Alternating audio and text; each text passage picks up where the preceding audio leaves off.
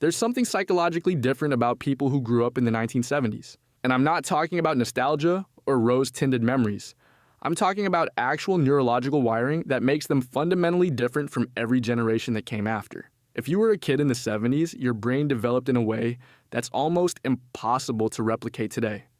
And here's what most people don't understand. The freedom you had wasn't just fun. It was rewiring your entire nervous system in real time.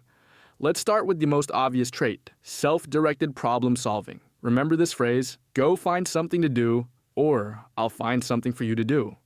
You knew exactly what that meant. If you complained about being bored, suddenly you had chores. Folding laundry, sweeping floors, washing dishes. So, you learned fast.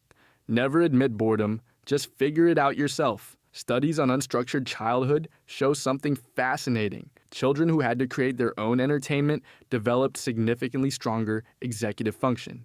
Translation? Their brains got better at planning, organizing, and solving problems without help. You weren't handed activities. You weren't enrolled in programs. You had to invent your entire day from nothing.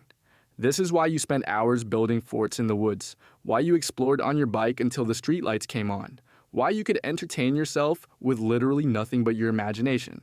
Your brain learns something modern childhoods completely skip, how to generate purpose from emptiness. But that creativity doesn't explain the second trait, and this one's even more interesting, adaptive risk calibration. You grew up climbing trees that were definitely too high, riding bikes without helmets, down hills that were definitely too steep, building ramps for your skateboard that were definitely structurally unsound.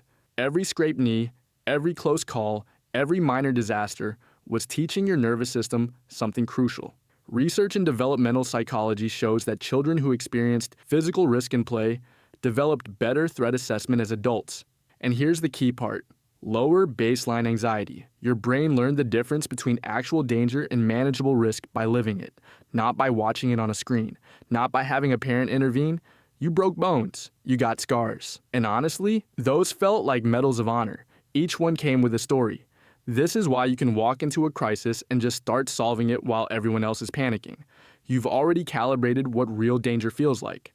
But here's where it gets deeper. You carry what researchers call comfortable solitude capacity. You spent hours in your room just listening to music. You laid on the grass staring at clouds. You explored alone, not because you were lonely, but because there was no screen demanding your attention every 3 seconds. Studies on pre-digital childhood found something shocking. People who grew up before constant connectivity show significantly less anxiety when alone with their thoughts. In fact, recent research had participants choose mild electric shocks over sitting quietly for 15 minutes. You'd probably find that ridiculous. You learned early that boredom isn't an emergency. Your brain never developed the addiction to constant stimulation that defines modern life. This is why you can wait in long lines without losing your mind. Why silence doesn't scare you.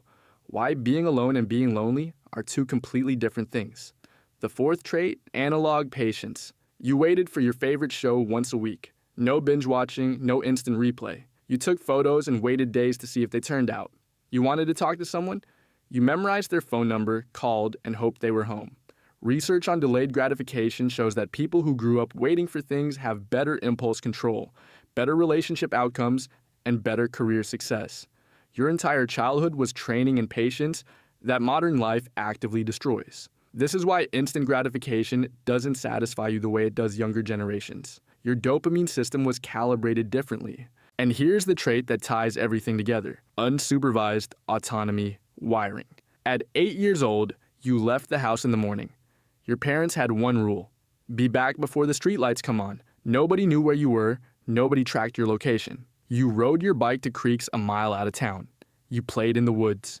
You went to neighborhoods far from home. Research on childhood independence shows that children who had freedom of movement without constant supervision developed stronger internal motivation and decision-making skills. You had to assess situations yourself, make judgment calls yourself, deal with consequences yourself. Your parents weren't your friends. They were the authority, and they trusted you to be competent. This is why you can plan, adapt, and think critically without external guidance. You were forced to develop an internal compass early. Every time you look at today's world and feel out of place, remember this. You're not outdated. You're carrying forward capabilities that are going extinct. The independence that looks like coldness, that's competence. The comfort with silence that looks antisocial, That's depth. The ability to wait that looks like apathy, that's discipline. You survived a childhood that would get parents arrested today. And it didn't damage you. It built you. For a brief moment in human history, childhood was both completely free and genuinely formative. You got to experience something that doesn't exist anymore. A world where kids were civilized and feral at the same time. Drop a comment if you're a 70s kid. And if you love content like this, hit subscribe.